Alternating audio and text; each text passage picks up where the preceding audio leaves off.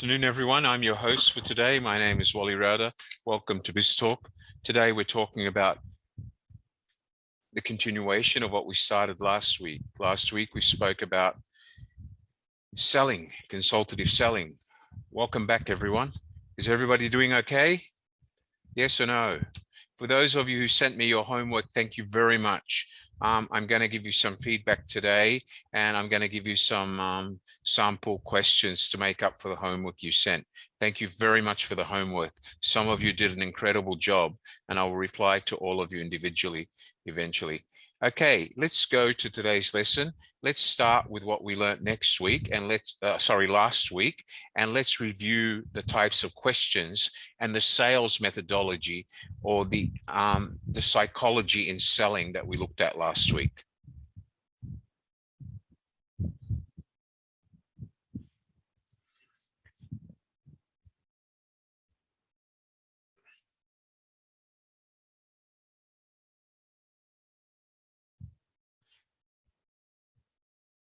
Okay, so last week we looked at the fact that in whether you're a salesperson or you're a customer, there is 4 levels of competence, and they start at what we call unconscious incompetence, where you don't know that you don't know, conscious incompetence, where you realize that you don't know. And from there, you start learning and you become consciously competent. And therefore, you now know what to do. But then when you get very good at doing the certain task, you become unconsciously competent. And when you become unconsciously competent, you start to make mistakes because you're overconfident or overcompetent. Does everybody remember that from last week? Could you all wave your hands? Everybody wave their hands? Good, excellent. Okay, all right, let's go on.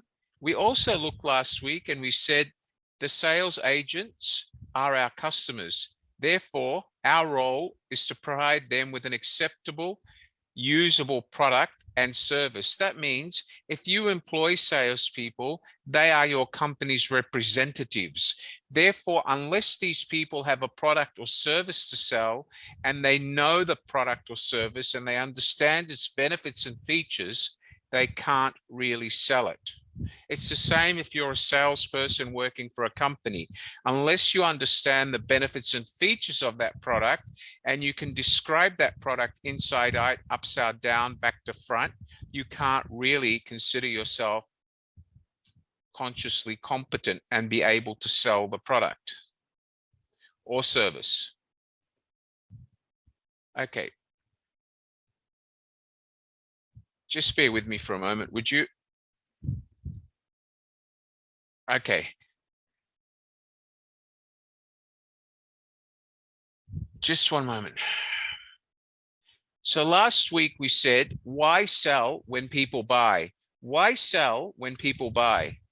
And we went on to talk about that the art to selling is asking questions. Is that right? The art to selling is asking questions. And we said you need to be consultative, just like a doctor. You need to understand your customer and you need to understand what the customer wants. And that means asking questions and actively listening. And last week, we spoke about the difference between hearing and listening. Does everybody remember that? The difference between hearing and listening. What was the difference? When we hear something, information goes in one ear, out the other. That is not the way you need to communicate. Communication doesn't happen through hearing. Hearing is a one-way element or one-way method. It's not a full communication cycle. Hearing is you only hear a message. But for you to be able to be involved in communicating that message, you need to actually actively listen. And to listen means information comes in, we analyze that information, we ask questions, we gather more information, and we keep asking questions until we have a complete set of information. All right, just give me a moment for everyone. I'll be back. Let me just get this PowerPoint fixed and I'll be back.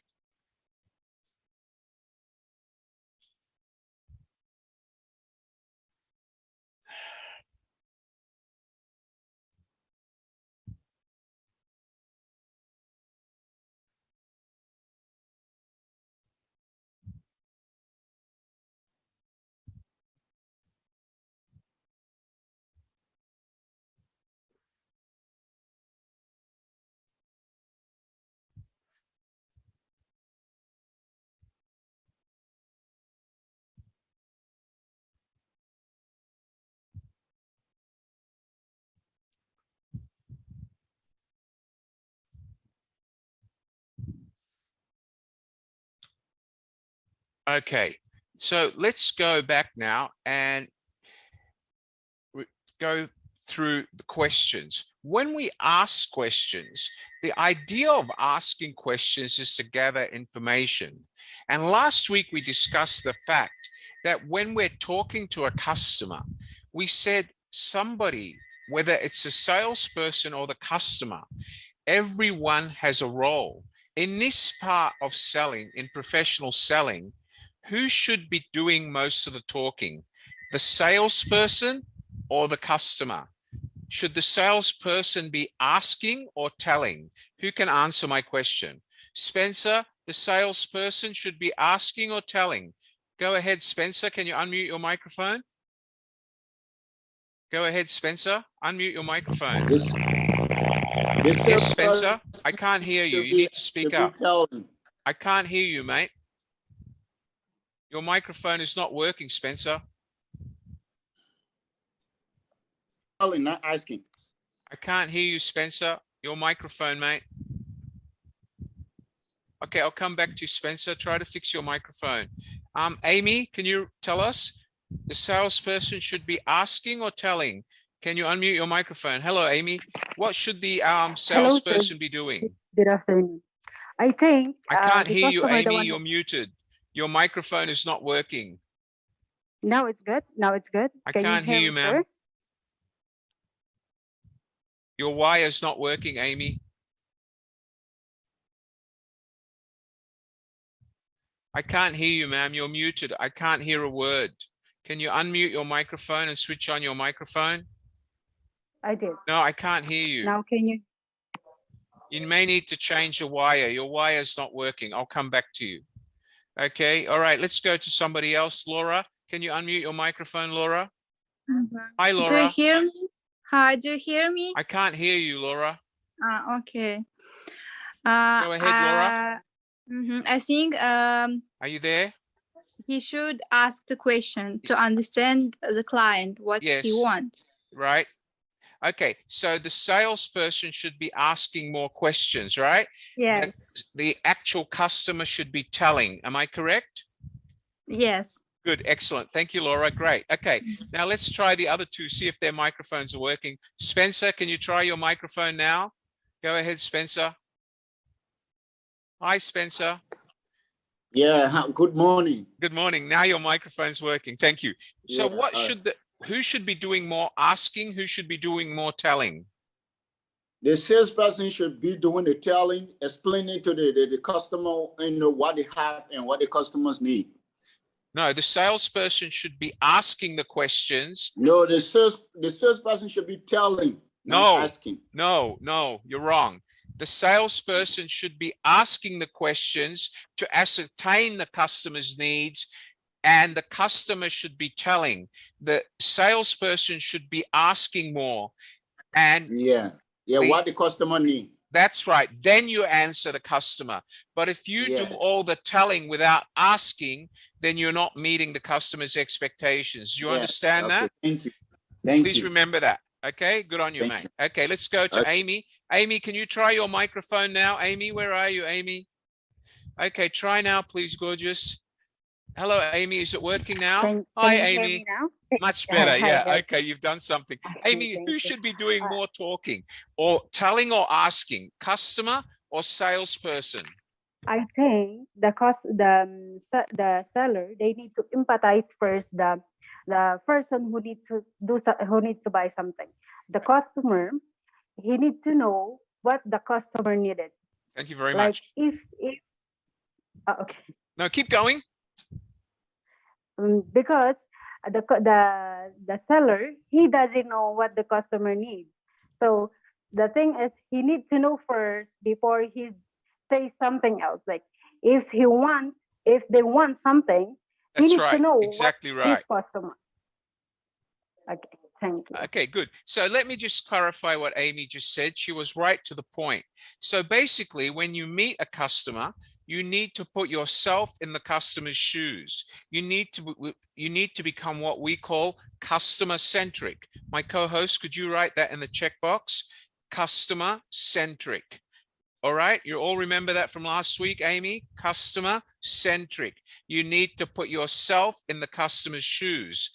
That means you need to ask enough questions to understand your customer. Remember we said last week, the doctor, when you go to the doctor asks you questions to diagnose your condition. Do you have a temperature? Are you vomiting? What are your symptoms? How long have you been like that?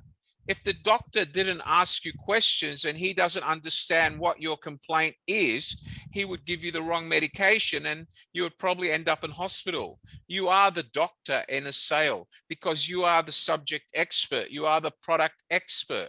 So if you don't understand what the customer's situation is, then you will not be able to sell to the customer. Am I right or wrong? Does everybody agree? Yes or no? Wave your hands. Come on. Everybody wave. Good, excellent. All right. Okay, remember last week we said last week that everybody has needs. And we spoke of Maslow. And I told you that Maslow's psychological explanation to people's needs are, they start at the bottom of the ladder with survival needs. They go to security needs, social needs, self-esteem needs, and self-actualization. Psychologically, they need to feel that they've actualized their needs.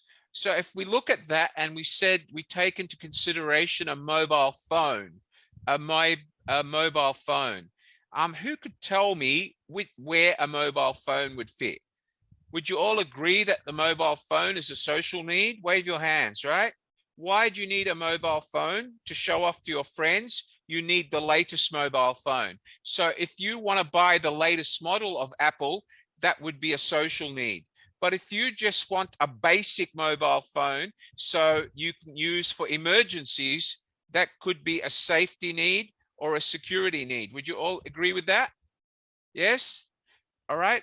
So there is a difference in psychological needs. The fact that you need to feel safe walking on the street at night, you need a phone. That could be a security need.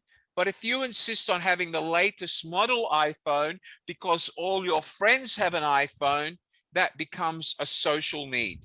Am I right or wrong? Yes?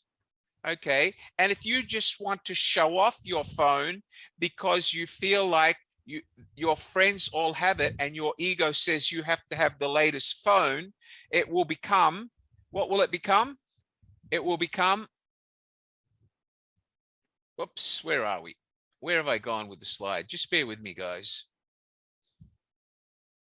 It will become a self-esteem need, right? Because if you want to satisfy your ego to show off, it becomes a self-esteem need. Does everybody understand that? Yeah, wave your hands. Come on, everyone. Good, excellent. We said last week that the Motorola chief executive at Motorola said, you never persuade clients of anything. Clients persuade themselves. Your function is to understand the issues that matter to your clients. You have to feel their problems just the way they feel them. You have to sit on their side of the table and look at the issues from their point of view. All right, do we all remember that? Yes or no? Good. So understanding your customers is exactly what you all said. It's understanding what they want. And the only reason or way you can understand that, Meredith, Kimberly, Sonam, the only way you can understand that, Yossi, Nurella, Rochelle, Danilo, is by understanding what they want, by putting yourself in your customer's shoes. Just like you walk into a doctor's clinic, the doctor needs to understand what your complaint is, what your symptoms are, so he doesn't prescribe the wrong medicine and cause death.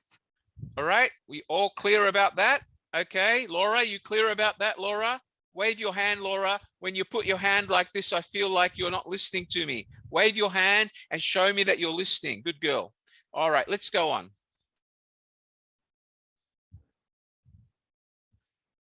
We said last week that there's two types of needs. One is an implied need and the other one is an explicit need. Which one is the one the customer has to realize, or where will the customer buy? Will the customer buy here or here? Who can answer me? Raise your hand. Where will the customer be at the buying point? Where does the customer have to sit? Under implied or explicit for him to be ready to buy?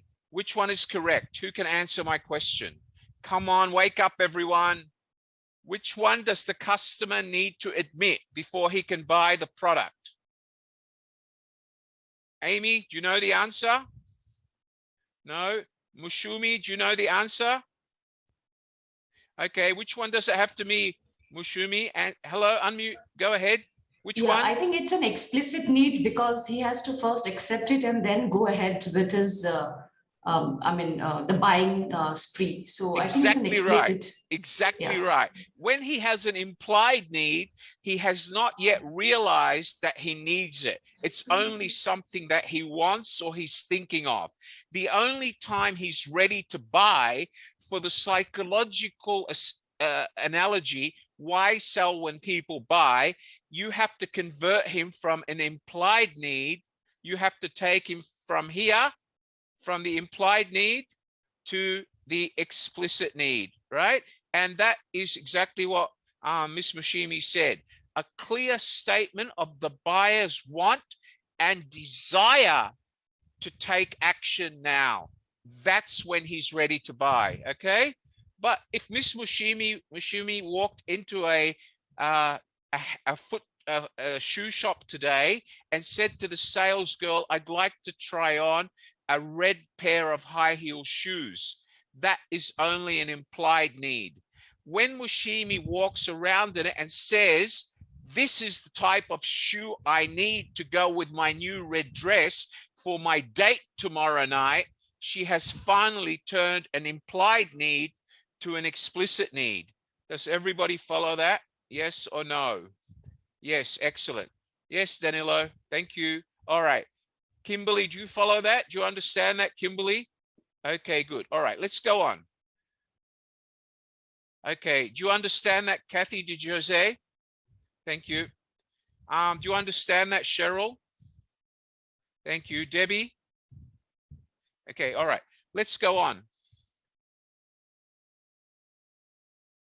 All right, so somebody wants something. He says to you, Miss Mushimi walks into a shoe shop and says, I bought a new red dress yesterday for a date with Michael Jackson or a friend, and I need a pair of shoes, but the one I've got is old. It's not fashionable. So they're not really saying they want to buy it. They're saying they have something which they could use, but they're not really comfortable. Then they go on to say, oh, well, you know, I really want a new pair of shoes, but I'm worried about how expensive they are. They still haven't converted to needing the shoe. So the salesperson would then say, you have a red dress, you've spent thousands of dollars on your dress. Do you really want to go out with a pair of shoes that doesn't match and have everybody look at you? And the customer's answer is going to be, no, I want to look good because I spent $2,000 on my dress. By saying that, they've already made it a problem. So they've already gone from being worried about or thinking that they could still go without a new pair of shoes to saying that they're worried about people looking at them or laughing at them because they're wearing an expensive dress and an old pair of shoes. And then when the sales girl actually makes Miss Mushimi walk around in the red pair of shoes and she looks in the mirror and says, I love these shoes, you know, don't worry about it. I could afford another $50. I need to have these shoes to go with my dress. Then we have identified what we call the explicit need. Does everybody understand that, guys? Yes or no? Come on, wave your hands, everyone.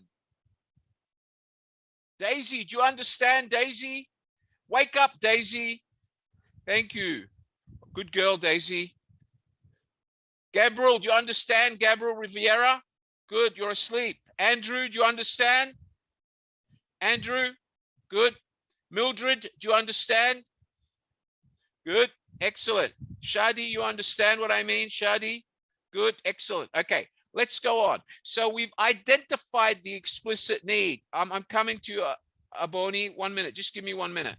Let me just go back and take this scenario to a more complex scenario.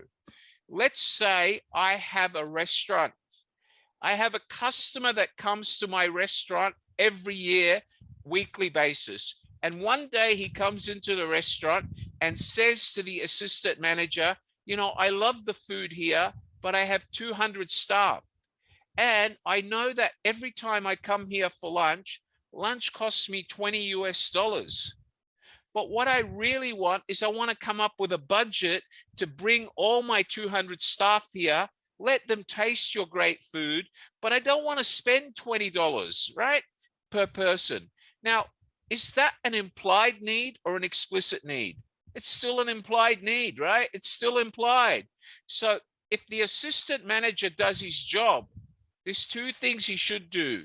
He should talk and ask the customer what sort of food he wants, how big the portions he wants, what sort of food do his staff like, and then try to persuade the customer of the correct amount of money to spend. But he should not automatically agree to lower the price, because even if you lower your price, it might not sell to the customer because you're only selling based on price. And that's your first step to failure. Does everybody understand that? So if somebody comes into your restaurant and your assistant manager says, yes, sir, okay, I can do it for $15. Is that okay? And he comes to you as a GM and says, I got a booking for 200 people and I had to reduce the price for $15. Before you congratulate him, you should kick his ass. Tell me, what are we giving them for $15? Why did we agree to $15? What sort of food do they want? What are the people that are coming? Are they management? Are they employees?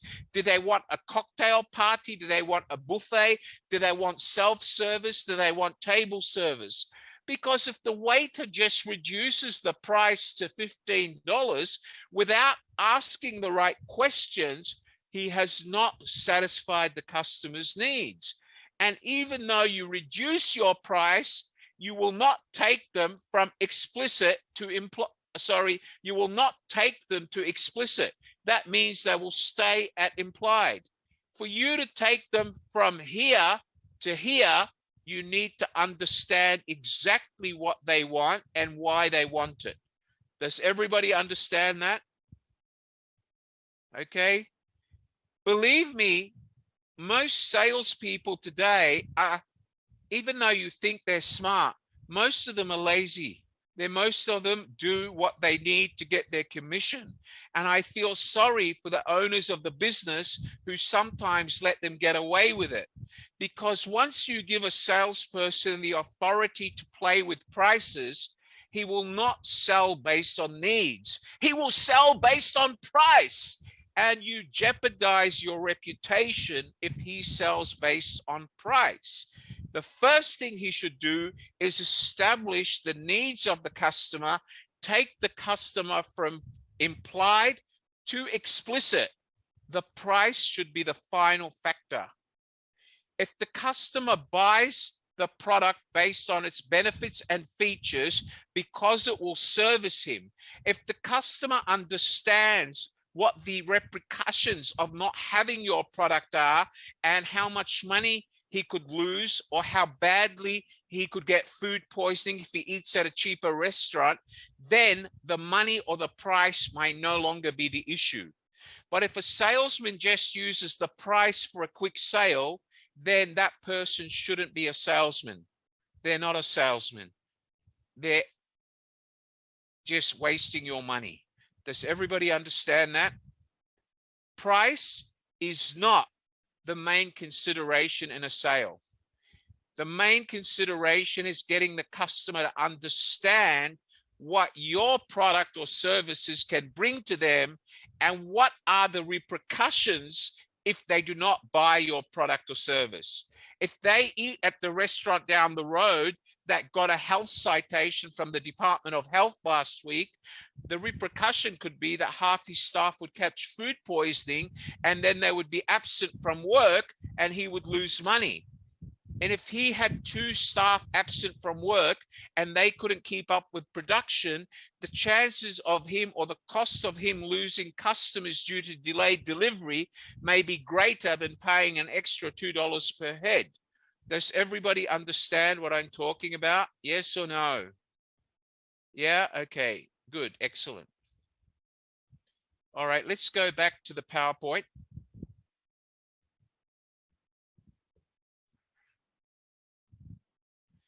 Okay, so remember I said you need to take them from implied need to explicit need. And if you just reduce your price without understanding the customer, they haven't come here. The only time they've come here is when they tell you, I need to have your product because I like it or it's a better quality. Then they say, how much is it going to cost me? That is when you talk about price. You don't use the price in the first instance, because if you use the price here, you are not really selling. You're not selling. Does everybody follow? Yeah? Okay. All right. Remember, the quicker you identify the customer's difficulty, dissatisfaction, and problem, the quicker you tie these together, you will identify how serious the problem is. The only way you can do this is by asking questions. Once you've done that, okay, they will buy. However, if you just talk about the cost without identifying the seriousness of the problems and making them understand how your product can fix the problem, they don't buy. Does everybody understand where I'm coming from? Spencer? All right. So, for example, if I'm going to buy the product, I have to know that the repair costs will be lower, that you're going to be able to solve the unreliability of the machine. You're going to be able to make sure that I don't lose business as a result of downtime on my machines. And if my machines don't break down, I won't lose image. My customers will not be uncomfortable, and I will not have to actually work overtime doing it manually and have a back problem. If I can identify all of these customers' problems and show the customer a solution by understanding his problems, the customer will eventually buy. But if you just try to sell based on price, the customer will not buy. Do you follow that? So as we said last week, care, which is circumstance, anxiety, repercussion, and expectation, will develop receptivity in your client for your product or service. It will cover a variety of implied needs. It will help you turn these to explicit needs, and it will allow your client to persuade themselves to buy. Now, you need to remember this. You need to remember these lines. Take a picture of them.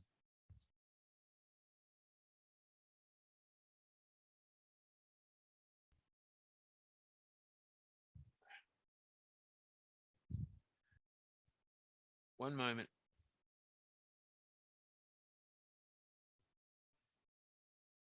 All right, let's go through this. I'm going to go through these and read them, and then I'm going to ask you guys to tell me or help me. Give me the quick answers. Just 1 minute. Let me just fix my screen, huh? Okay, the first one says, I am very dissatisfied with my present speaker units. Is that implied or explicit? Who can tell me? Raise your hand if you can tell me. Is it implied or is it explicit? I am very dissatisfied with my present speaker unit. Is it implied or explicit? Who can tell me? Han Yue, what is it? Is it implied or is it explicit? Unmute your microphone, Han. Are you there, Han? Are you there, Han? Okay, I'll come back to you. Gamajun, can you unmute your microphone and tell me the answer, Gamajun? Is it implied or explicit, Gamajun? Unmute your microphone. Hi, mate. It is implied. Very good. Stay with me, Gamajun. Let's go to number 2, mate. So the first one is implied, right? We all agree on that? Yes. Okay, hold on, mate. Hold on. Let me just get my sense of direction here. Okay, number 2. I'm looking for help in preparing next year's tax returns. Implied or explicit? It's implied. Very good. Excellent. Okay, so can I just go back? I want to come back to you here. If this one says, hold on, we have an issue here. Where is it? If this one says, I'm very dissatisfied with my present speaker, this is implied or explicit? Tell me again, what is it? It's implied. Still Why implied. is it? Okay, I want to ask you a question. Why is it implied? The reason is that the customer is telling the salesperson his problem. So Right. now the salesperson have not given him solution yet, so he's still on implied. Thank you stage. very much. Good. Okay, let's go to the next one. Our present training takes people off the job for too long. Implied or explicit? Go on. Gamanjun? Yeah. Which Yeah, one I'm is it? still going through the question. Okay, can you see it? Our that present training one takes is people off implicit. the job for too long. Yeah, Implied or explicit? that one is implicit. Why? Because he says Implicit. it's implied, right? Why is it explicit? Yeah, Is it implied or explicit? it's implicit. Okay, hold on. Okay, I'll come back to you. Let's get other people. Danilo, is it implied Okay. or explicit? For me, it's implied. Right. Why is it still implied? He's already telling that the present training takes off. So he's just only referring with the present. Okay. Now Okay. he's Good. asking for recommendation. Okay. All right. Let's go on. Here, I want to be able to take underwater photographs at the depth of 50 meters. Okay, Danilo, implied or explicit? I want to be able to take underwater photographs to depth 50 meters. I want to be able to undertake underwater. Not quite sure about that, but Okay, for me, remember we said an explicit need is one where there's a clear statement of the buyer's want or desire or intention, right? He Okay. sends here, I want to be able to take underwater photographs to a depth of 50 meters. He's made a specific statement. That Okay. is an explicit need. Good. okay, Does understand. everybody understand that? Yes, sir. Okay, good. All right, let's go to the next one. Sonam, can you read the next one, please? Sonam, the staff haven't been at all happy with air conditioning recently. Sonam, implied or explicit, Sonam, on your microphone. Yes, sir. Thank you. What is number 6? What is number, what is number 5? Implied or Hi. explicit? I'm fed up with the delivery being continuously behind schedule. It is explicit. Well, no, because all he's doing is he's telling you his current problem. It's implied. All right. It says, I'm fed up with deliveries Fed up being with continually behind schedule. It's an implied need. It's a statement of the buyer's problem with dissatisfaction. It's still implied. You understand that? Do you understand that, Gamanjun? Can you wave your hand, Gamanjun? Do you understand it? Good man. Excellent. Okay. All right. Okay. All right. So let's go to the next one. Let's go to Nurullah. Can you do number 6 for me, Nurullah? Number 6 says the staff haven't been at all happy with the air conditioning recently. Where would you put that, Nurullah? Hold on, Nurullah. I have to unmute your microphone. Hold on, mate. Just give me a minute, would you? Okay, Nurullah, unmute your microphone. Tell me, what is that? It looks implicit. Is staff haven't been at all happy with the air conditioning recently. It's making a clear statement of the problem. So is it implied or explicit? Implicit. It's implied. It's implied. It's not explicit. It says, I'm fed up with it. He's telling you about the problem. All right. That's all he's saying. Yes. He says a statement of the buyer's problem or dissatisfaction or difficulty. He's simply telling you about the problem or the dissatisfaction. You follow? Yes. All right. Now, here, the staff haven't at all been happy with the air conditioning recently. It's still a problem. It's still implied. Okay. Let's go to the ones that Everything is clear on the sentence. This means it's implied. Yeah, because all the sentence is doing is it's making a clear statement of the problem or dissatisfaction or difficulty. If the statement is simply making a problem about the, if the statement is just telling you about the problem, the dissatisfaction or difficulty about what they're unhappy with, it is only implied. Do you understand? Yes. Okay. All right. So let's go to the next one. The trouble is that whenever the power drops, the humidity gets too high. What's that? Who can tell me? Ashumang, Samuel, what's that? What's the answer? Are you there, Ashumang? Can you unmute your microphone? Asumang, can you unmute your microphone? Are you there, Asumang?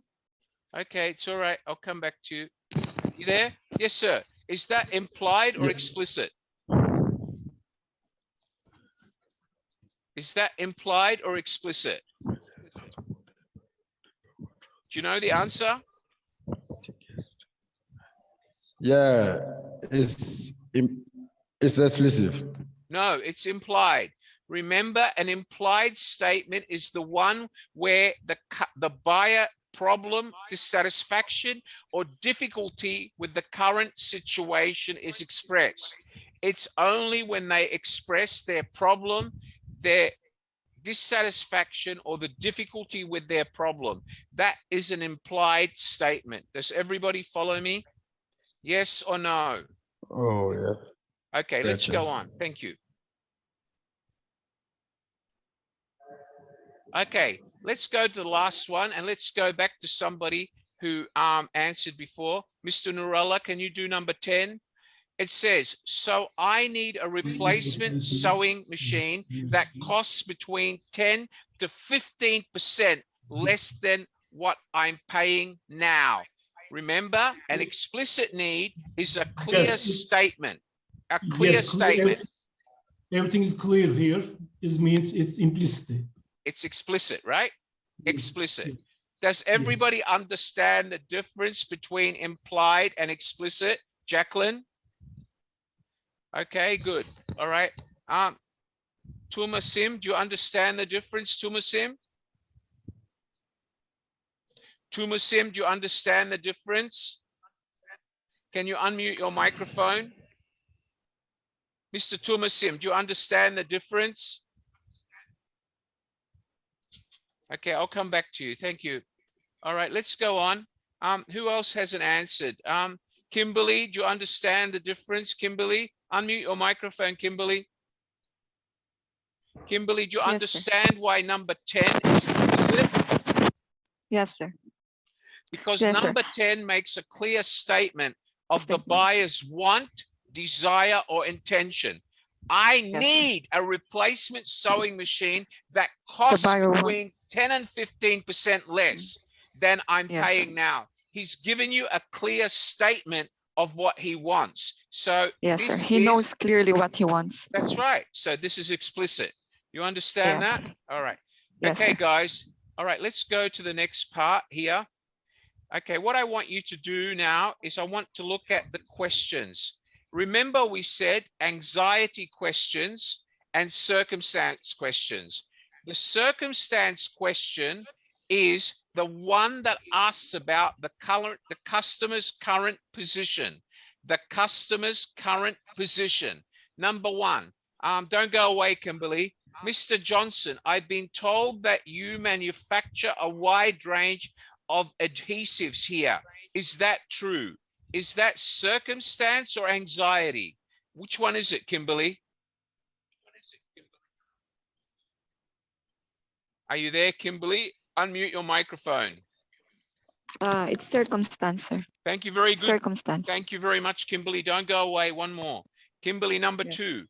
Aren't you also involved in household adhesives? Circumstance or anxiety? It's like it's still in a circumstance. Very good, Kimberly. You're learning. Good girl. Okay, let's go to Laura. Laura, can you unmute your microphone, please? Hello, Laura. Yes. Okay, Laura, number 3. I see. Presumably you use various multiple solvent blends for the different products. Is that circumstance or anxiety? Circumstances. Very good. He's still asking questions. Is that right? All right. Let's go to the next one. Sonam, you answer the next one. Do you have any problems with bulk storage? Sonam, circumstance or anxiety? Unmute your microphone. Anxiety. Sorry? Circumstance or anxiety, Sonam? I can't hear you, Sonam. Can you unmute?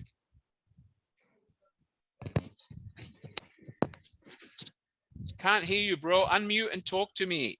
Speak up. Unmute. You're muted, Sonam. Now speak. Speak loudly. I can't hear you, Sonam. There's something wrong with your microphone, Sonam. I'll come back to you. All right. Nurullah, can you answer that one? Do you have any problem with bulk storage? Is that circumstance or anxiety? This is anxiety. Very good. Because why? It talks about the problem. Is that right? Yes. All right, good. Let's go to the next question. Stay with me, Nurullah. Could I ask you about a different area?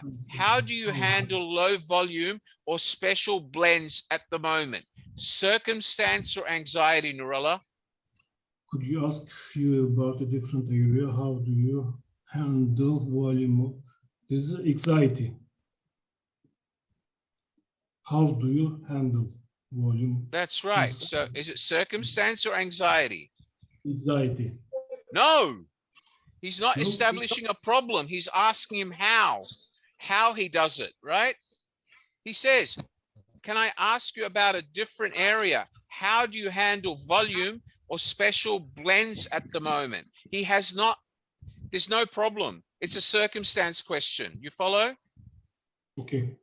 Now, let me change that, Nurullah. If he said, could I ask you, do you have any problems when handling big volumes of special blends? If he asked the question about the problems, it would become anxiety. Do you follow me? Yes. Good, excellent. Okay. All right, let's go on. I see. Doesn't on-site blending create a major fire hazard? What's that, Nurullah? Does on-site blending create a major fire hazard? On-site blending create a major. What is it? Is it anxiety? It's a problem, right? Fire hazard is a problem. Would you agree with me, Nurullah? Yes, it is a problem. Right, means, so, yeah, go on. This means this is not anxiety. It is anxiety. It is a problem. A fire hazard is a problem, right? It's identifying a problem. So is that an anxiety or not? It's so anxiety. Right, okay. All right. So listen, Nurola, if you say to yourself that a fire hazard is not a problem, then we have a problem. Any factory with a fire hazard is a problem. All right, mate? Okay. All right, let's go to the next question. Anxiety, okay. Yeah, good on you, mate. Okay. Let's go to the next question. Eliu A. Soe, you're answering the next one. Do you have any trouble meeting the new fire regulations for low flashpoint warehousing? Tell me, Eliu, is that anxiety or circumstance? Sorry, this one is circumstance. No, it talks about a problem. Trouble is problem. How can it be circumstance? It's just. Eliu, yes, I'm going to ask you. No, not circumstance. What is it? It's anxiety, right? I'm identifying a problem. Yes. All right. I'm going to ask you, Eliu. Yes. I'm going to ask you, if your house has leaking gas, is that a problem? Yes. All right. So here. Yes, it's a problem. So how can this one not be a problem? If he's breaking fire regulations, I want you to understand. It's a problem. Yeah, but you understand why it's a problem? Why is it a problem? Because if he breaks fire regulations, the authorities will shut down his factory. He will lose money. So it has to be a problem. Do you follow? Yes, it's a problem. Thank you very much, Mr. Eliu. Let's go to the next one. Thank you very much, sir. Yes. Thank you. All right. Pema Tishering. Mr. Tishering, are you there? Pema Tishering. Okay, all right. I'll come back to you guys. Yes. Okay, Hello. tell me, Pema, you are in a very fortunate position, Mr. Johnson. These multi-blend solvents you use, what level of solids and solution can you achieve with them? Is that circumstance or anxiety? Are you there? Okay, let's find someone to answer the question. Who have I got here? Yeah, Yvonne, you're waving your hand at me, Yvonne. You know the answer. Unmute your microphone, Yvonne. Hi, Yvonne. Tell me, Yvonne, number 8 here. You are in a very fortunate position, Mr. Johnson. Is it circumstance or anxiety, Yvonne? That is circumstance. Very good, Yvonne. Fantastic. Good girl. All right, I'll come back to you shortly, everyone. Let me just fix this. My secretary had not corrected the spelling. Just give me a minute, would you? All right, let's go on. All right, so circumstance and anxiety questions, and I'm going to send you these so you can do homework in them. So I'll send you the forms, all right? Okay, now let's go to the next one. Let's try more. Remember, we're talking circumstance and anxiety. Let's start with Musafri Guvamonbi. Mr. Musafri Guvamonbi, can you answer question 1? Is it circumstance or anxiety? Go ahead, Musafri. Musafri? The print room is busy, Mr. Jones. Do you have difficulty handling your current workload?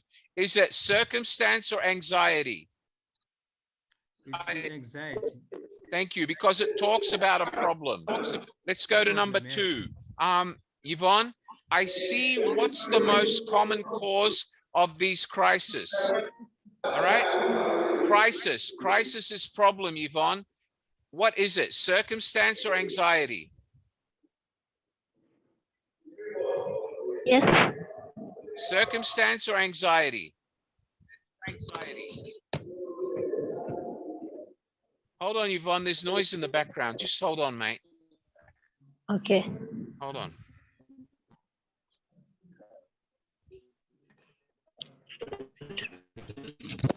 Okay. Can you try again, Yvonne? Can you unmute your microphone and answer my question? Unmute your microphone. Okay, Yvonne, what is number 2? I see. What's the most common cause of these crises? Remember, crisis is a problem. So is this circumstance or anxiety? It's an anxiety question. Thank you very much. Can you do the next one for me? does that lead to problems in meeting the maintenance demands? Anxiety or circumstance? Is that still an anxiety question? Thank you very much, Yvonne. Okay, let's go on. Okay, I want Mayreen Acoro Estares. Can you answer number 4, please, Mary, Mary. Mary, number 4 says, I suppose that when machines are down, it means a headache for you personally as the manager, unless they're fixed at once. Is that circumstance? Very good. Excellent, young lady. Okay, young lady, go to number 5. You're getting better. I know what you mean, Mr. Jones. Tell me more. Or tell me, are there any particular jobs which give you trouble here? Is it circumstance or anxiety?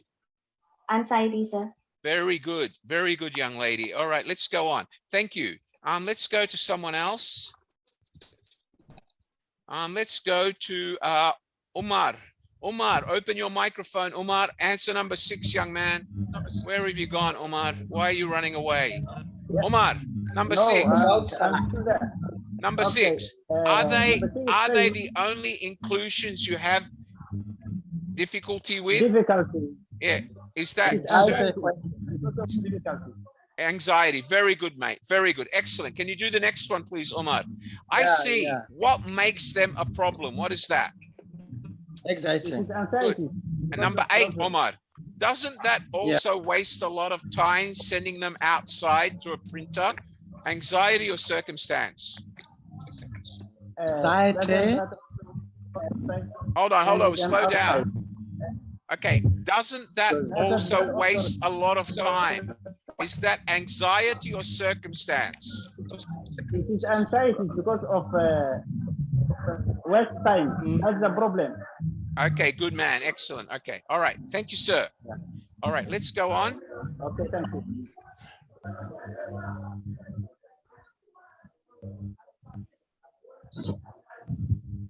Okay, let's go on. So if we go down to the next question, guys, if we go down to the next question, the last question, and that probably means you end up with delays on other jobs or in maintenance again, does it? Okay, that is anxiety. And the answer is yes. When the customer answers yes to this sort of anxiety, is this now an implied need or an explicit need? Jacqueline?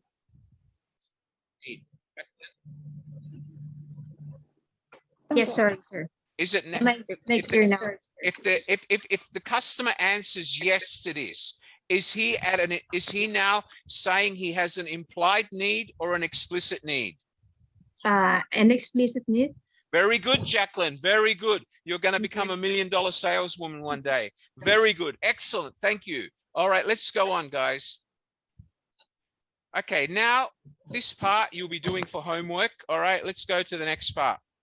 All right, so let's go to repercussion and expectation. Before we do that, let's look at the type of question and then we'll come and talk about it.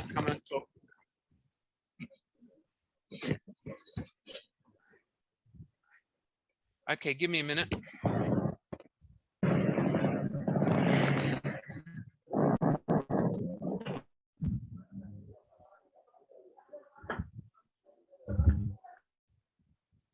Okay. Okay, so let's go now and look at the next type of question. Remember, we said last time we were with you that a circumstance question are questions which uncover facts and background about the buyer's business situation and or family lifestyle. If you don't understand this, take a picture. We said that an anxiety question is a question about the buyer's problems, difficulties, or dissatisfactions with the current situation. Anxiety. Take a picture. Okay. Now let's talk about repercussion. What is a repercussion question? Questions that ask about the consequences or effects or implications of the buyer's situation. All right.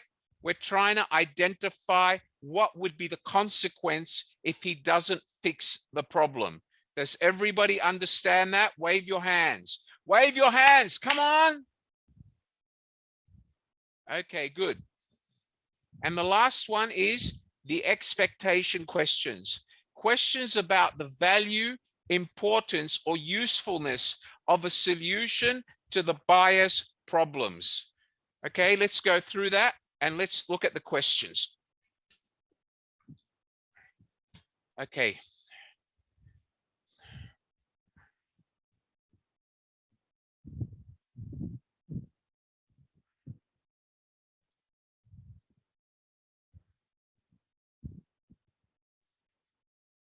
Okay, so now let's start with question 1. We're selling a computer system, Okay, so the first question. So it is difficult to update your price list quickly enough, Mr. Smith. Does that mean that it sometimes goes out with errors on it, Mr. Smith? Okay, what is that? Repercussion or expectation? Who can tell me? Okay, who can tell me? Come on. Jacqueline, is it repercussion or expectation? Repercussion. Why? Because it says, so it's difficult to update your price list quickly enough, Mr. Smith. Does that mean it sometimes goes out with errors in it? The repercussion is it goes out with errors in it, right? Correct? Yes. Very good. Excellent. Thank you. Let's go to number 2, Mr. Nurullah. Mr. Nurullah, number 2 says, how do your customers react when they find that the items they want are no longer available or wrongly priced? Is that repercussion or expectation, Nurullah? Unmute your microphone, Nurullah. Yes, okay. What is it? How do your customer react when they find the items they want to no longer available or wrong priced? This is repercussion. Thank you. Very good, Nurullah. Very good. Nurullah, do number 3 for me. Okay. So would it be useful if you could be confident that every item on the list was correct? Is expectation. Good. Yes. Excellent. Okay. Thank you. All right. Let's go to the next one.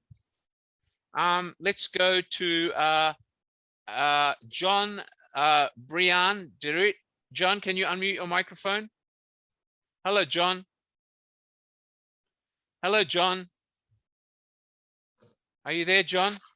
John, Hello. can you tell me what does number 6 mean?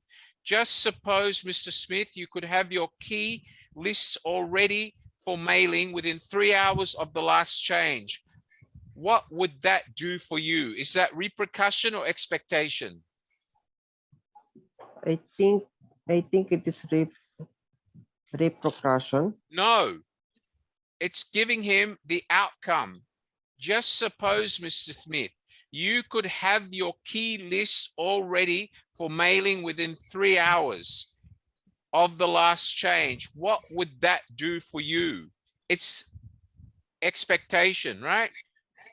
If I could, the repercussion would be, is Mr. Smith, what would happen if you could not get your lists out within 3 hours? That would be repercussion, right?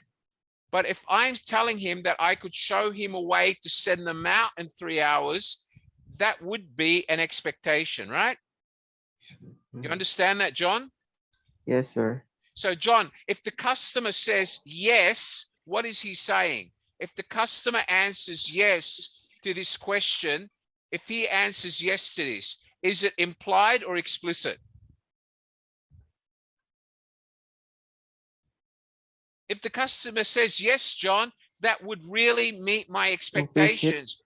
What would it become? An implied need or an explicit need? Implicit name. It will become an explicit need, right? Yes. Do you understand what I'm talking about? Yes, Do you understand? Okay, good man. Excellent, John. Thank you. All right, let's go to the next one. Okay, let's go to the next one. Mary Reen, can you answer the next one, Mary? Unmute your microphone. Mary Reen, it says, since retyping would be eliminated, would it also take a lot of pressure off your staff? Is that repercussion or expectation, ma'am? Expectation, sir. All right. So if he says yes to this, Mary, would you agree that he becomes an explicit need? Yes. Thank you, Mary. Could you answer the last one? Mr. Smith, you mentioned earlier that you frequently get invoicing bottlenecks. Bottlenecks are delays. Do you think these delays negatively impact on your cash flow? What is that? Repercussion. It is a repercussion question. It's Repercussion. identifying problems, right? Yes, Does sir. everybody understand that? It's identifying problems. So this is a repercussion question. Okay, does everybody follow? Good. Okay, let's go on. Okay, let's go to the next one. Okay, that's it. All right. So basically what we've done here, guys, right now we've gone through the 4 different types of questions. I have shared with you the 4 different types of questions. Let me go back to my slides. Okay, so now that we've shared the 4 different types of questions, let's talk about the reality.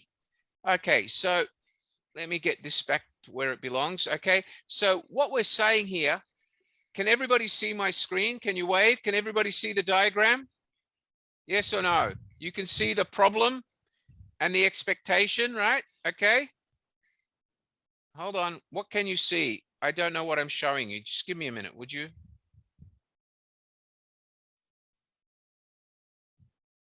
All right. So as you can see here, what are the functions of the repercussion question? Why, how often, where? Okay.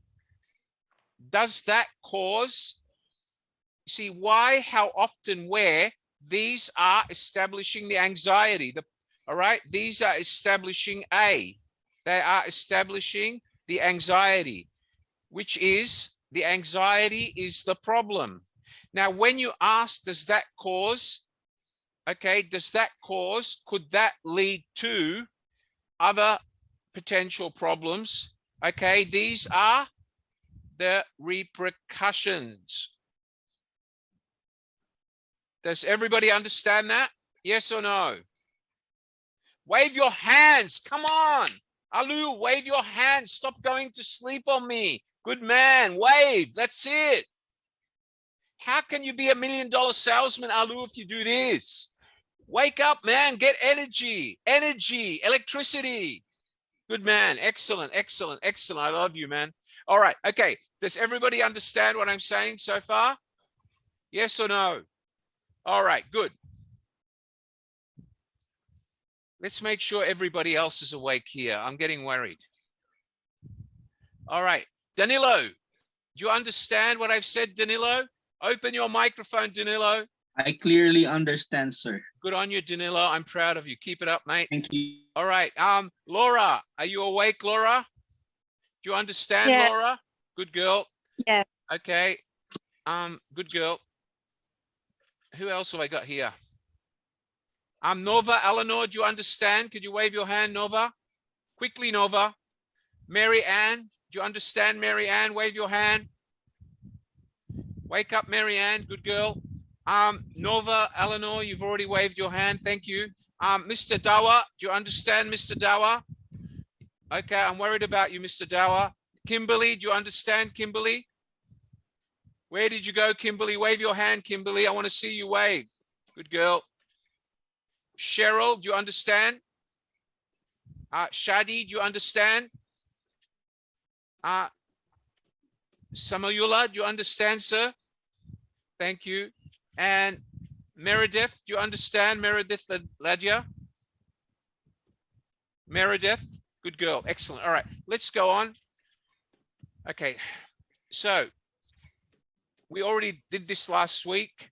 All right, so Mr. Brown, if you did have the money available to educate your children, what would that mean to you? What is this? Is this a repercussion or expectation? What is it? Cheryl, what is this question? Tell me, Cheryl, quickly. Unmute your microphone, Cheryl. Is this repercussion or expectation? The money available to educate your children, what would that mean to you?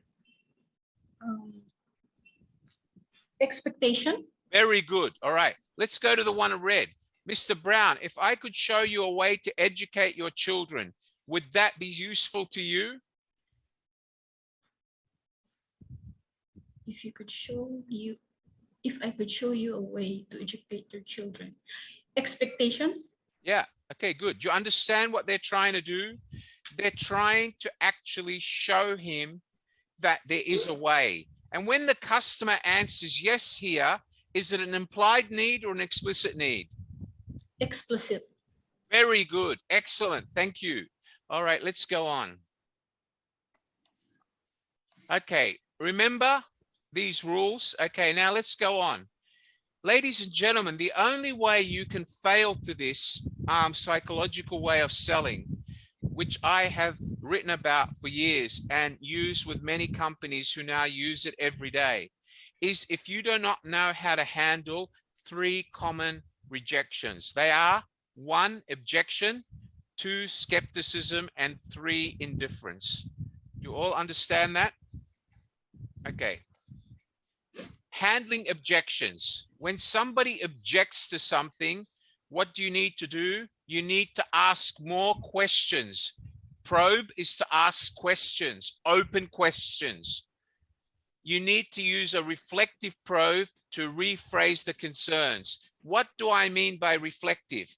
Mr. Smith, you told me before that if I could show you a way to save money and educate your children, would that make you happy? You said yes. I am reflecting on what he told me. Does everybody understand that? The reflective question. Does everybody understand? Yes or no? Wave your hands. Okay. And the last part of dealing with an objection is to close it by asking a lot of closed probes, which are yes or no questions. Open probes is where the customer explains. Closed probes are yes or no. And we always use the reverse, not the direct. For example, Mr. Smith, would you be happy if your children could go to university? That is the direct. When you're handling an objection, you use what we call the reverse. Mr. Smith, wouldn't you be very happy if you could make sure that you have enough money to educate your children, as you told me earlier? All right. Do you understand that? Why am I using the reverse question by putting wouldn't you instead of would you? Because by him saying yes, okay, he is reaffirming his agreement to the negativity. Do you understand that, everyone? Okay, all right, good. Thank you. All right, so very simple 3 steps for handling objections. All right, so let's go back here. Does anybody want to ask any questions about handling objections? Ms. Mushimi, do you understand what an objection is? Can you unmute your microphone? Yes, sir. Understand? So when you have any some kind of issues, then you raise objections so that the other person understands that the expectations have not been materialized or felt. Good. And what do I mean by a reflective question? Could you explain? Yeah, so reflective is more in terms of, you know, doing an introspection about what happened so that you are able to make a decision. So you are going back, reflecting on what the incident or the environment and coming up with a proposed methodology to tackle it.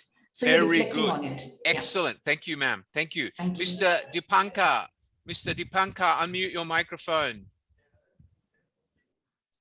Hello, Dipankar. Are you there? Okay, all right. Juvelin, are you there, Juvelin? Do you understand what I mean by objections, Juvelin? Yes, sir. Good. Do you understand what objections are? Yes, sir. Good, excellent. Thank you. All right, guys. Okay, let's go on.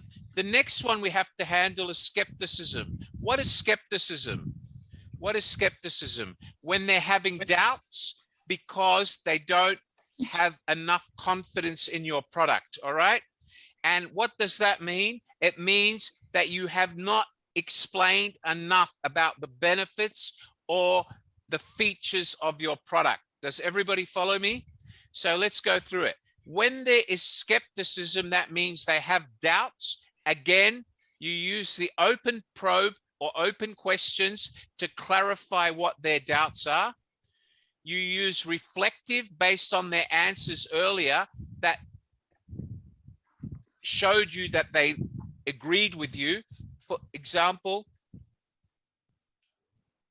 earlier, Mr. Smith, I told you that if our machine could save you 30% on the cost of electricity, and we would give you a guarantee on that in the first 3 months, wouldn't that make you more comfortable with our machine? You said yes.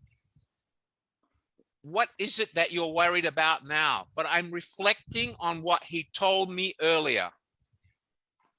Use a proof statement.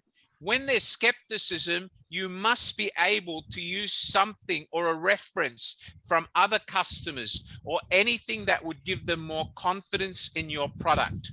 Does everybody understand that? Yes or no? Han Wei, do you understand that? Han? Okay. Mary Reen, do you understand that? Yes? Okay, Mary. Okay. All right, let's go to the last one. It's indifference. What is indifference? Indifference means when they don't believe you and they're just being stubborn and they are wasting your time. They have already made up their mind that no matter what you say, nothing's going to change. All right. Now, indifference is one of the most difficult parts of the selling cycle that you can address. 99.8% of your customers will either be skeptical or object. Very few of them will be indifferent. Do you understand that? The ones that are indifferent are usually in a position where they're just getting a quotation from you to satisfy management's needs, but they've already decided to buy from their friend.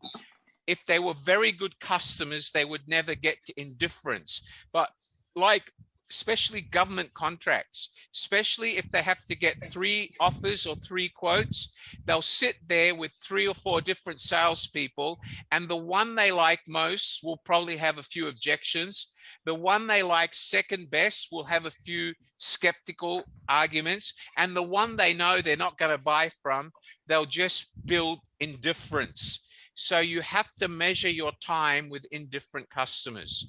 Do not try to convert them, because most of the time they will never convert. But you must make an effort, otherwise you're not doing your job. When I used to sell insurance and I reached the top court of the $1 Million Round Table many years ago, 25 years, 30 years ago, when I was at university, actually more than that, 35 years ago, 31 years ago, sorry. I found that taking indifferent customers, for every 2 indifferent customers, if I wasted 2 hours on them, I was wasting time that I could have given to customers who were skeptical or objected. So I had a policy. If I went through steps 1, 2, or 3, and they couldn't change, I would simply say, listen, I'm sorry that I can't be of service today. Here's my name card. We've gone through all of this, and earlier on you told me that you agreed with me, but for some reason now I can't seem to change your mind. Here's my name card. If you change your mind, call me. All right? But you only do that as a last resort with people who are indifferent, okay? Because if they've agreed with you all the way through and there's no longer skepticism, and they say to you, Mushimi, yeah, I agree, but I don't want it. I like your price, but I still don't believe you're the right product for me. Do not waste your time, because they don't want to buy from you. There is another motive behind their meeting. Do you understand that? Yes or no? All right. Remember these 4 main points. Don't push aggressively with people who like to be in control. What is a driver? A driver is somebody who likes to be in control of the meeting, all right? Somebody who takes command of the meeting, like most customers. Expressives are customers. When you go into their office, they have pictures of their family, pictures of their kids. They're very emotional. Okay, so whenever you go into somebody's home to sell a product and there's pictures of their family and you're trying to sell them something for their home or for their kids' education, always talk about their family. Always recognize their beautiful children, because their emotions will persuade them to buy.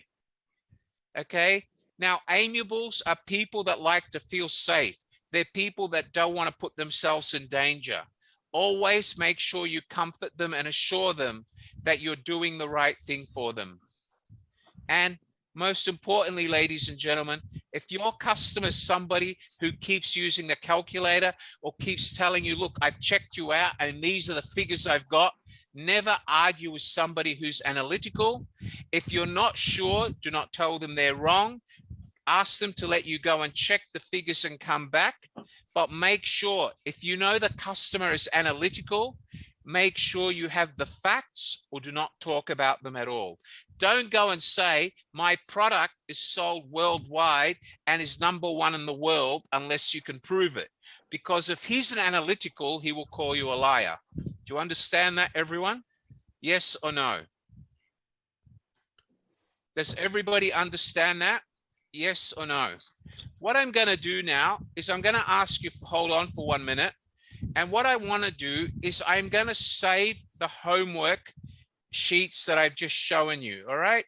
And I'm going to send them to you now in the chat box. I want everybody to download it in Word format. I want you to complete the homework and send it back to me with your name by email.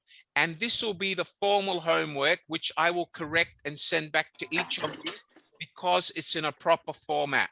Let me just actually prepare it and send it to you. Then I'll explain it to you. 1 moment, please. Just give me 1 minute. 1 minute, guys.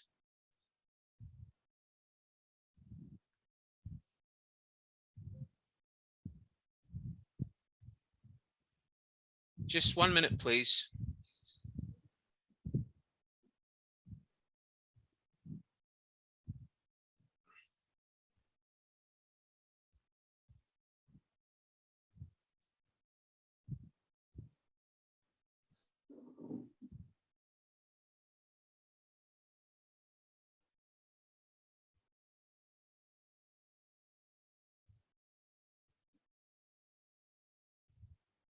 One minute. I'm just preparing it and I'm going to send it to all of you. 1 minute.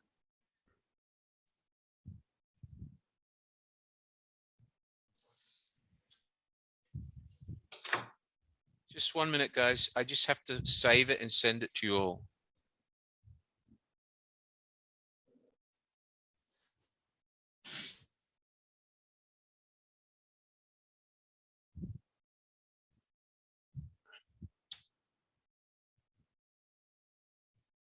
All right, here we go.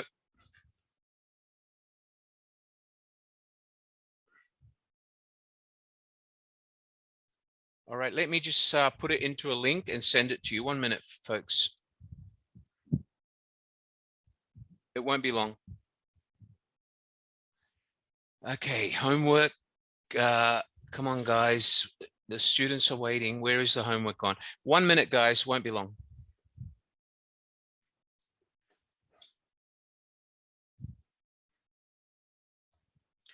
Okay, it's converting it now. Just give me a minute, everyone.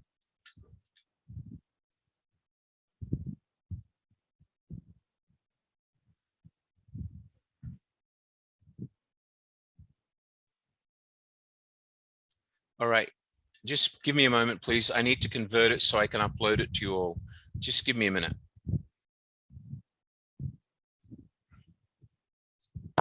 Okay, here we go. File. Won't be long.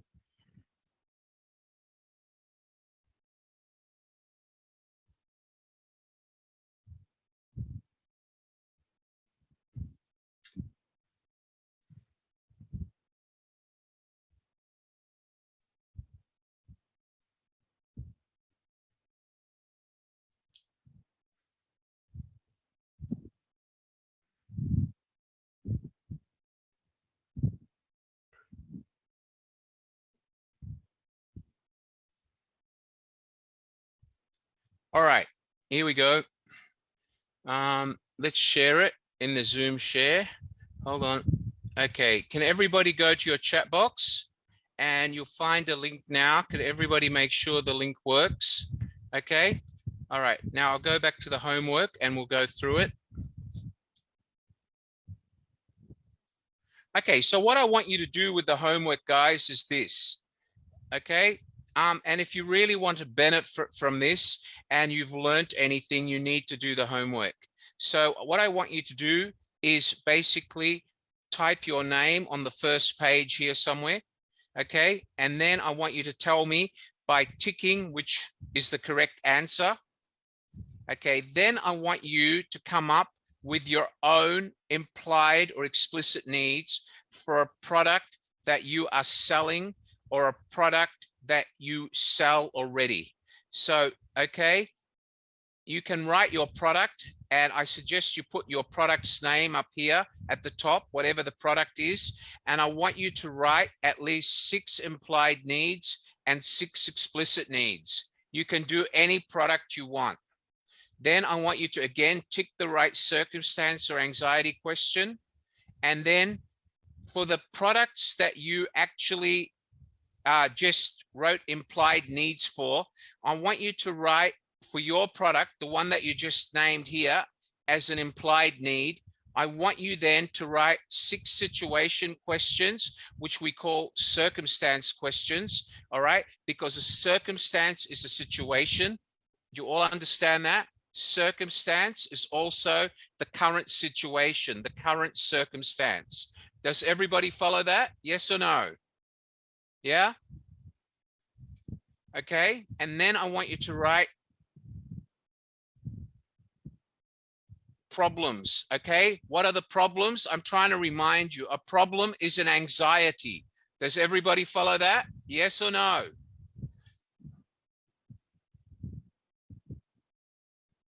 Okay, does everybody understand what I mean?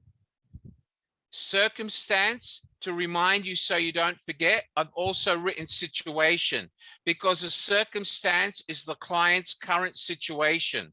Do you all understand that? Yes or no? Okay, and problem is the same as anxiety, and anxiety is a problem. That's why I've written problem there for you. Does everybody understand? Yes or no? Okay.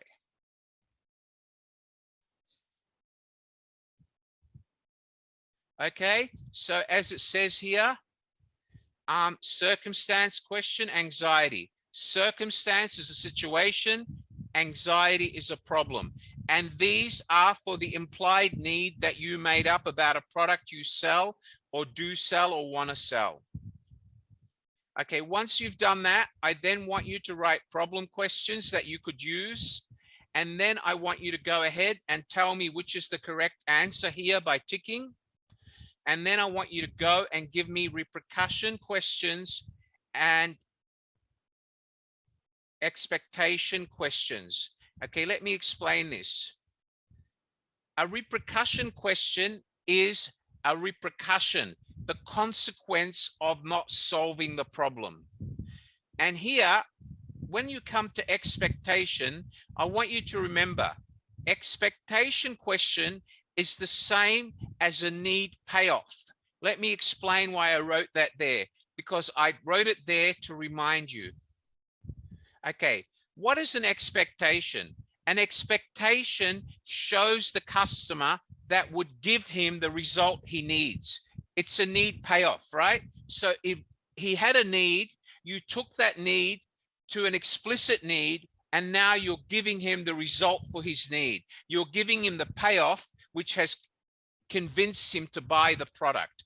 Does everybody understand that? That is an expectation. Do you all understand why I've written need payoff there? It's to remind you that the expectation is the result that he expects to solve all the problems, which he agreed to when he said yes to your explicit need.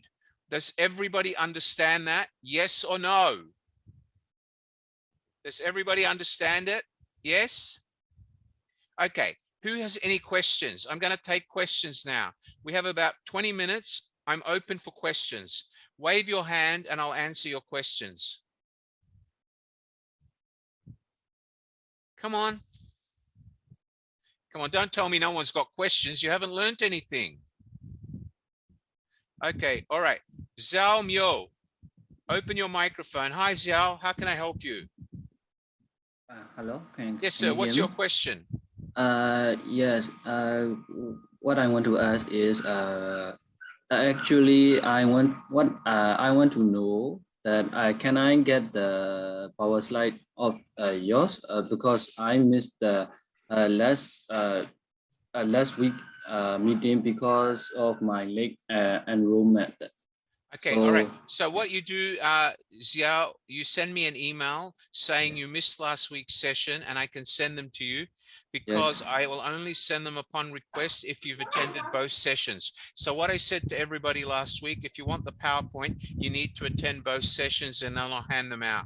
So if any of you still want the PowerPoint, what you do, I gave you all my email. You write in the email subject, BizTalk, consultative selling, and just say, dear Wally, I missed session 1. Can I have the PowerPoint? I'll send it back to you by return email by Monday afternoon. All right. But on the basis that you do your homework and send it to me. If you've now attended both sessions, I'm happy to give you a PDF of the PowerPoint. There's no problem. It would be my pleasure. All right. Yes. Okay. All right. I will, my co-host, can you put my eh.wally1 email in there? Thank you, sir. All right. Any other questions? Thank you. You're welcome, ma'am, sir. Yes, ma'am. Who's next? I've got a young lady here. Okay, I'll come back to you. All right, let's go to the next question. Mr. Tashi Gielpo. Do you have a question for me, Tashi? Good evening. Are you there, Tashi? Hi, Tashi. Yes. How can I help you? What's your question? Are you there, Tashi? Yeah, go ahead, Tashi. I can't hear you, sir. I'm sorry. Okay, next one. Anyone else want to talk to me? Yeah, go ahead. Are you there, Tashi? More about handling in. Yeah, can you hear me? Yes, go ahead. Yeah, I want. I can't hear you, Tashi. Go ahead. I'm sorry, Tashi. I can't hear you. I'll have to come back to you. Somebody else want to talk to me? Okay, Shadi, would you like to talk to me? Unmute your microphone, please. Go ahead. Yes, sir. How are you? Good, thank you, sir. How are you? Fine. Just one question. We are now working in a new project and we are going to introduce a product which is existing but with other features. For example, we are working in medicines and our product has more features than the existing one. Yeah. Features in terms of bottle shape, transparency, sterilization cycle, which is more effective. Now, how to introduce the market if we have the existing products is like since long years it's available. And the existing product, it's available since more than 20 or 25 years. And we are going now to introduce our new product. And we are, the marketing cycle or selling cycle, how it will start. Okay, Since but hold it's on. very difficult. Let me ask you a to question. achieve the existing customers, right? How to replace or remove or start using our product and slowly to start shares in the market. All right. This is one. Okay, what I need you to do, Shadi, is if you drop me a line, I'll call you and I'll go through it with you one-to-one. Would that help? Okay. But Shadi, what you need to do before I do that is I need you to give me a brief list and bullet point. What is the difference between product 1 and product 2? You don't need to give me the name, just call it product 1, product 2. And the most important question I want you to tell me, will there be a price difference? Yes or no? And then, is there any advantages for the customer by using product 2 over product 1?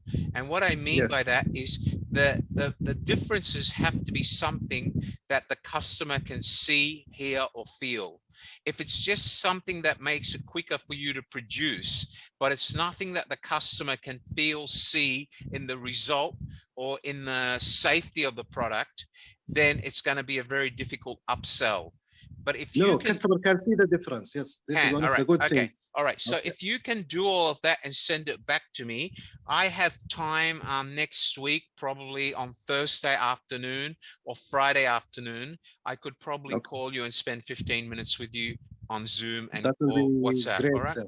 It would be my pleasure to do it. But you need to send me all the details by email before then. And what I'll do then, and I will arrange a Zoom meeting one-on-one with you for 30 minutes and we'll go through it. It would be my pleasure. All right. Thank you very much. My pleasure, sir. Thank you. Thank you. Good afternoon.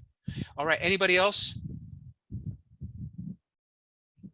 Okay. Who's next? Come on. I see all these females, no males. Where are all the men in this room? Okay. All right. Julie, Jean, Bella Mirano. Hi, Julie. How are you tonight? Hello, Julie. Good. Have you learned anything today, Julie? Good afternoon. Good afternoon. Have you learned anything today? Yes, sir. I have some questions. Yeah, go ahead. Go ahead. Yes, sir. There's a situation like if there is a inside the store, some customers is complaining regarding about the orders and they want to replace it, but they don't want to pay. How can you handle that? Address the situation, sir? Well, hold on. I need to understand. Is this because your supplier has failed to deliver on time? Is it because you couldn't get the stock on time, or why is the customer complaining? It's because they want to change their orders to another kind. Why? And because they changed their mind and then they don't want to pay that orders. Okay, So hold on. So they placed an order with you. You collected a deposit. You have a deposit. Yes, sir. And because we have a store and some customers, my daughter is handled the situation, but it's so very stressful because the customers is like some historical situation, so they don't want to pay. All right, let me ask you, what sort of product is it? Food, clothing, or what? Selling on like fried chicken, the cooked fried chicken. Okay, so they order chicken, they pay, they come to the counter and say they want to change it, right? Yes, sir. All right. What do they want to change? They want to change the size, the recipe, the type, or what? Yeah, the type of the kind, because they was ordered the wings and they want to change it and like breast. Well, hold on. Okay. All right. Let me ask you another question. On your menu, do you have a separate price for wings, breasts, or drumsticks, or are they all the same price? Yes, sir. Are they but all they don't want to pay, so it's hard to deal with that customer. No, I'm asking you a question, Julie. You haven't answered me. On the menu, when they order, our wings are a different price to the breast or the drumstick, or is it just because you don't want to give them too many drumsticks? Is it a price factor on the menu, or is it because of your food costs? It's because it's not about the menu, because of the product they want to replace for another one. Yeah, so but you're not answering my question, Julie Jean. Answer my question. I ordered 6 wings, all right? And then I only want 4 wings, 2 drumsticks. On the menu, are the drumsticks a different price, or are they the same price as the wings? It's a different price. Then you have a right to ask for the different money, top-up money. And you say to them, you ordered wings, the wings and the drumsticks are a different price. You need to pay the extra.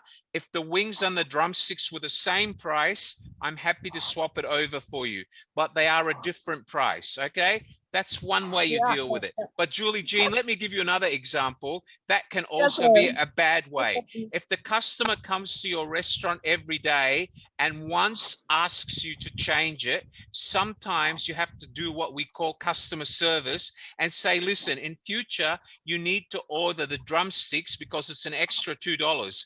But for this time only, I will give you drumsticks.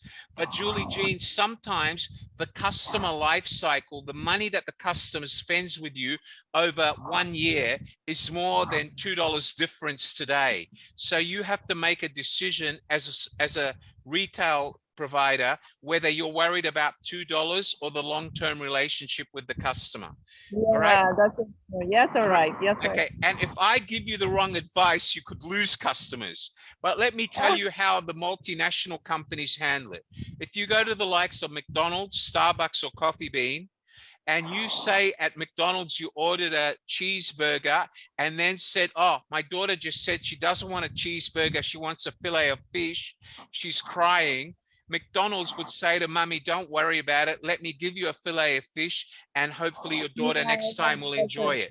But McDonald's have a policy of customer satisfaction, all right? Another thing McDonald's do is if I take the wings and go to the table and I open them and I come back to you, I say, I don't want to eat these, they're not hot enough and they look like they're dry, I want fresh wings or I want drumsticks, McDonald's would just give it to them. They wouldn't ask for the difference. All right. But you need to have a company policy. Is what you're after customer retention or profitability? Because sometimes profitability can be an enemy if you do it in the wrong way. Do you understand that? Yes, sir. Yes, sir. Excellent. Thank you, sir. My pleasure. Yes, You're welcome. Okay. Does anybody else want to talk to me? Okay. Who's next? Rochelle Desoy Ogong, would you like to talk to me, Rochelle? Hi, Rochelle. Hi, Rochelle. How can I help you today? Hi, sir. Good evening. I just want to ask about how I'm planning to sell an insurance. Can you give some advice and tips on how to do it? Rochelle, I was a life insurance. Just hold on, Rochelle. There's too many people and noise in the background. Hold on. Okay, Rochelle, could you unmute your microphone again and talk to me? Unmute. Okay, sorry, you're going into the insurance business, is that right? Yes, yes. What sort of insurance? Life insurance, general insurance, or what? Accident insurance, and also there's health insurance, life insurance, car insurance. Rochelle, this product Care was built to sell life insurance when I was 18 years old. That's when I developed it. Allianz in Indonesia, AXA, okay, and some of the biggest financial planning companies in the world use this when they sell to customers. All right. Now, this package also has what we call a financial fact find. So when I sell this training material on a corporate level to insurance salespeople, I give them what's called the financial fact find to sell it. But I can't do that here because this is a free session and that material costs about $5,000 to sell. All right. But if you want to use it, providing you use the consultative selling methodology of asking circumstance, for example, Mr. or Mrs. Smith, are you currently insured? Do you have any health insurance to protect your family in the event that one of them was to become critically ill and needed treatment? All right. And if they say no, you need to have the repercussion question. What would happen to your family if one of them was hit by a car or had a heart disease and you couldn't pay for medical treatment? How would you feel about that? By you creating the actual pain with the repercussion question and then using the expectation by showing them, if I could show you a medical insurance policy that would not cost you an arm and a leg, a policy that you could afford, so when you go to sleep at night you wouldn't have to worry about what would happen if your father had a heart attack, and you could save his life by providing him decent health care because you had decent health insurance. How would you feel about that? So especially when you sell a medical product or financial services product, the more pain you cause with the repercussion, the better your chances are of selling. Do you understand that? Yeah, okay. Okay, now let me add to that. If you belong to an insurance agency and your agency wants to learn how to use this specifically for financial product or for insurance, you can contact me and I can give them a quote, and I can do a special session for them for 3 hours online, and I can show you the financial fact find on how you use it for insurance. But you would also have to tell me what sort of insurance you're selling and what company they come from. And I would do a specialized training for you for 3 or 4 hours. And the costs of that would be upwards of about $3,500 US. But what that would do, it would give you a 98% increase in your insurance sales, because that's what it's done for other companies. All right. So if you're interested in that, you can just let me know. But as I said, the fact is, if you use care the way it is, it will work for you, providing you do it properly. Do you understand that, Rochelle? Actually, my insurance is partners with AXA actually. Well, yeah, but I don't know if AXA will give you the formula or what part of AXA you're with. Are you with AXA Indonesia or AXA Philippines? Where are you? AXA Philippines. Yeah, AXA Philippines. my methodology was actually being used by AXA in Asia, I believe Singapore, Indonesia, and some other parts in Europe. I'm not sure if the Philippines adopted it, but you know, it depends whether they paid royalties for it when AXA bought it internationally. But you can check with them and see if they're using care. I think that when AXA bought it, it was called Care, and I believe in some parts of the world they changed its name to Dare because we customized it. So instead of circumstance, it was description, anxiety, repercussion, expectation. But the first letter was changed to D.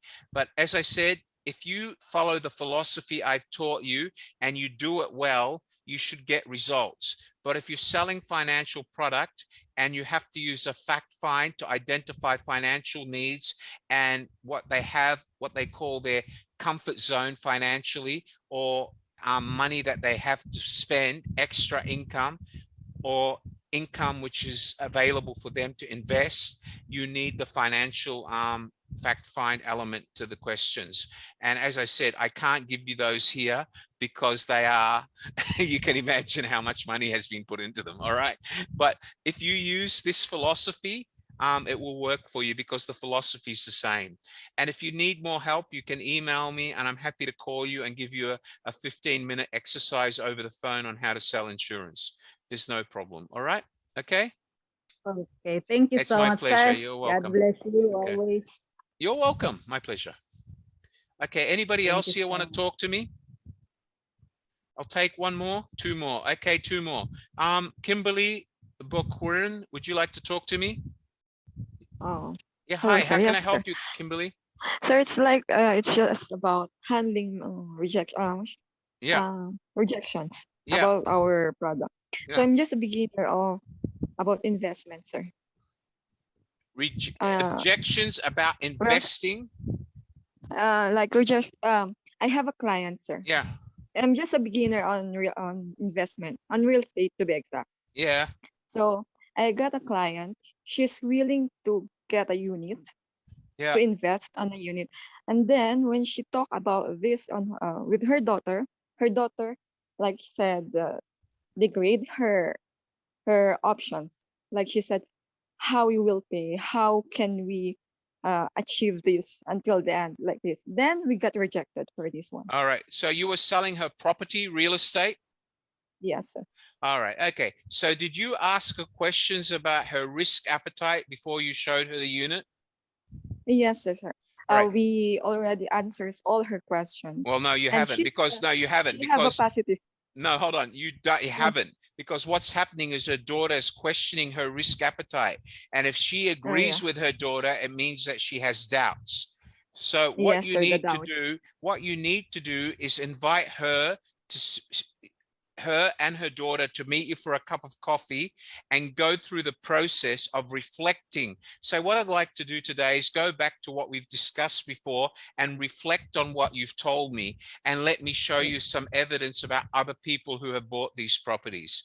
But you need to have the daughter there with her, because the problem is not the mother, it's the daughter. Yes.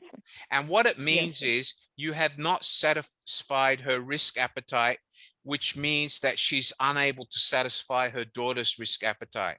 All right. Now, most likely, if you bring mother and daughter together, and you can show them enough evidence of what you've promised them, and you can use emotion and reflective questions, like I just told you, and expectation questions, you will convert the mother on the spot, and her daughter will agree with her, and you should have a first letter of intent ready. So as soon as the mother says, you know what, I think I should do this straight away, how about you give me your signature and we can start the ball rolling, all right?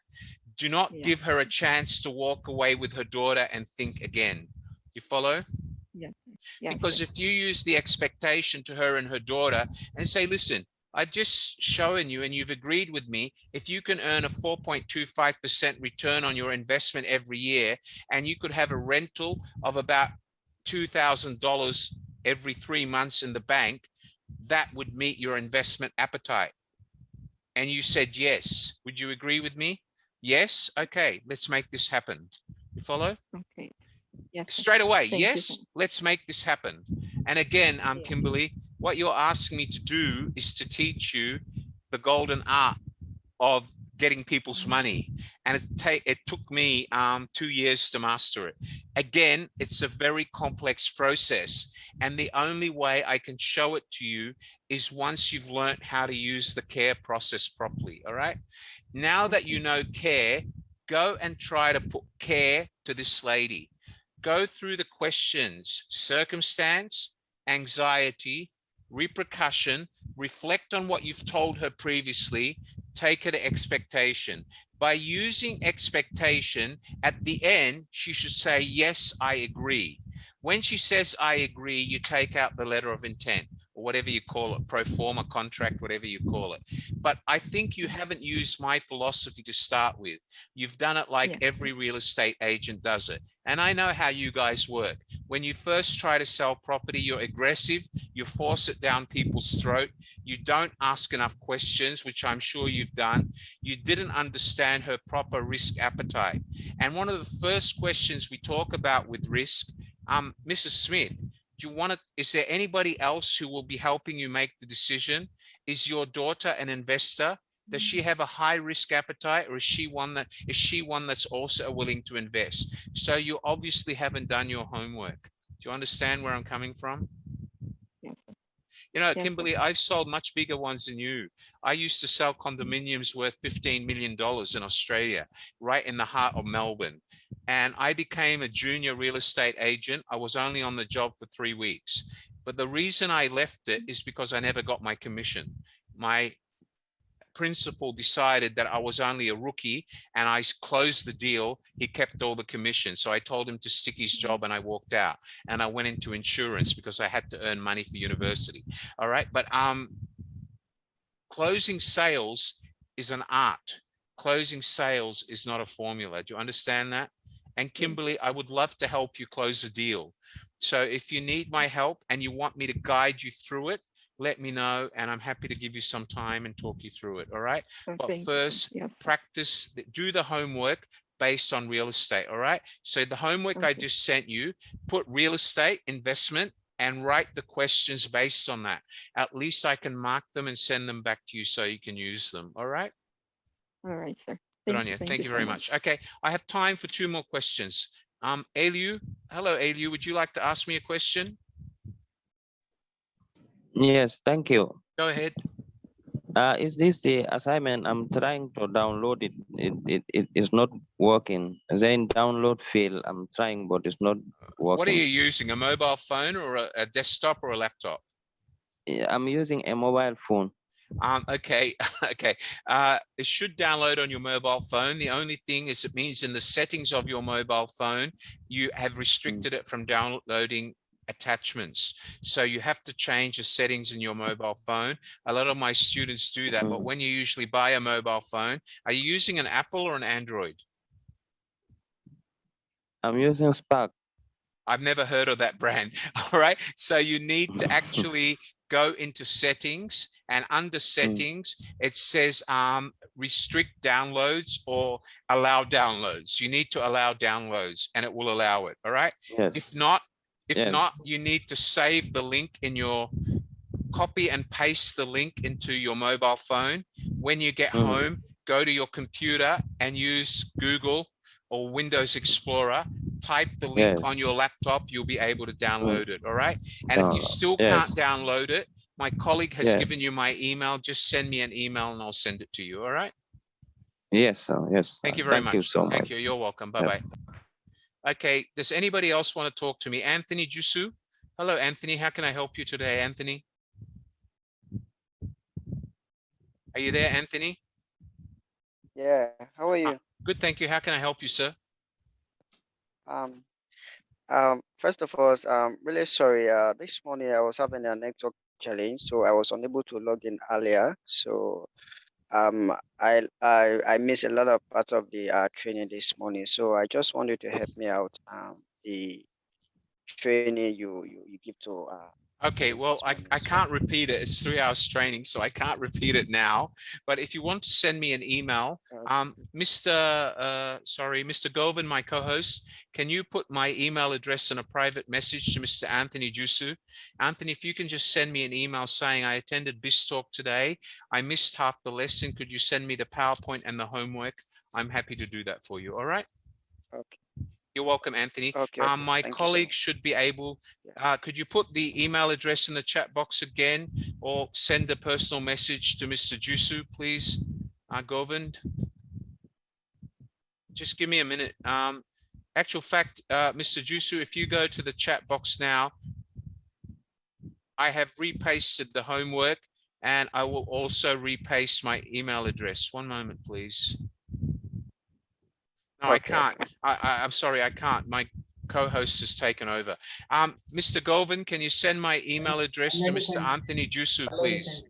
Okay, he's sending it now. Thank you. All right. Okay, ladies and gentlemen, thank you very much for joining me once again. My name is Wally Rauda. I've been your host for BizTalk today. It's been my pleasure having you here. I look forward to seeing you again at the next BizTalk.